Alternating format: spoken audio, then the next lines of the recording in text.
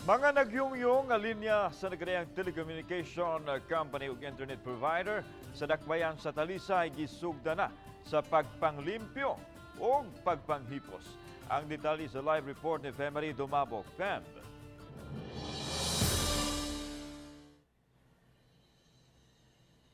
Yes, Alan, pipila ka mga reklamo ang nadawat sa kagamhanan sa dakbayan sa Talisay kalabot sa mga gubot ug nagbitay nga mga kable nga usahay may hinungdan sa mga disgrasya sa kadalanan. Kining nagdahirig nga duha ka poste, doon ang usa nagsandig nilang niining mga wire nakahatag og kakuyaw sa mga residente sa sudunod nga dapit sa barangay Tabunok. Matud nila, ang nagyungyong nga mga wire masangit sa mga dagkong truck hinungdan nga mabitad ang mga poste. Oh, problema gyud miss kay ang kana gali mga nga dagdag kay makuan man gud makuan sa wire niya ba. Makuan gyud siya masangko-sangko ba niya ang musaka mo kuan gyud maghinay kay ang makuan man ang wire mabitat man. Tungod ni ini, gipakigtagbuan gahapon ni Talisay City Mayor Samsam Gulyas ang kadagkuan sa mga telcos, cable company gubang utilities. Iyang gitahasan si Joy Tumulak, hepe sa City Toda, nga mangulo sa komitiba alang sa pagpanglimpyo sa gubot ug nagbitay nga mga wires. Ganihang buntag, gisugdan dayon ang paglimpyo sa barangay Tabunok, usa sa mga business district sa syudad. Tagaan na mo og priority kini mong area tungod kay naa may duol nga fire substation. So labaw sa tanan ang mga wires naa na gid hapit sa daan.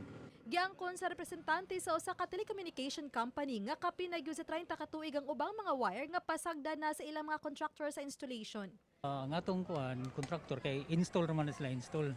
So ang recovery mahulog ra na og mabiyaan. So dapat unta na sa tayo team tapos for recovery. Usa sa mga nagdahirig nga poste iya sa usa ka telco o ganiha gilisan na kini og konkreto nga poste. Nag-umol na usab sila og recovery team. Mausab kini ang himuon sa ubang telco og internet provider. Wala pa gyud kay tay ingon nga dangling wires nga kuan niya. Actually, ang installation process po namo is ang procedure as is OP gyud namo nga tensionado gyud na ang drop wire. Nya mag-agi ta na sa poste. Wala ingon nga nagkalandrakas lang ang agi pareha ni karon. Mato di tumulak nga moduso sila og rekomendasyon sa konseho aron mahimuan og ordinansa pag-regulate sa pagpanaod sa koneksyon sa bisan unsa nga mga utilities. Pag-regulate sa pagpanaod og mga kable o nya pag-regulate og unsaon mo tabok basdan o iboyon lang sa dan.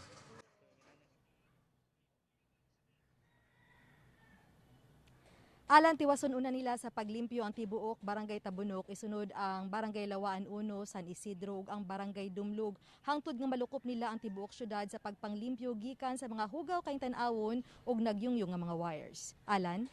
Daghang salamat, Femery Dumabok.